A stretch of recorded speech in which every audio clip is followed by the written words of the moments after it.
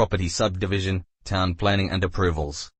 Many real estate investors have turned to property subdivision as a means of making the most out of a block of land they believe has development potential. In Australia and New Zealand, areas of the globe that have experienced a population explosion in recent decades, good land is hard to come by. Quite simply, they don't make land anymore and our stocks are finite.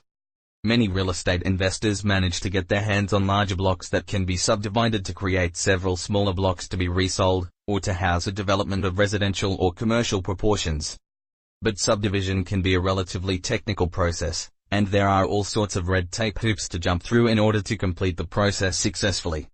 Real estate investors who undertake subdivision and development will learn to deal very closely with the local government organizations and councils operational within the location in which they are working. Applications for subdivision and the details of the subdivision itself will usually have to be first cleared under most local councils' town planning schemes.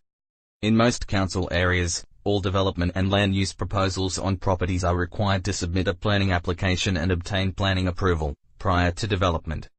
This includes applications for new residential dwellings, addition to dwellings, carports, pergolas, fencing, pools, and non-residential development.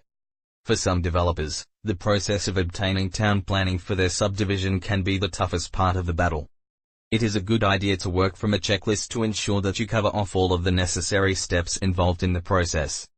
It can also be a good idea to obtain advice from legal experts to assist with gaining these town planning approvals in addition to the advice you will require in terms of preparing the details of your subdivision application.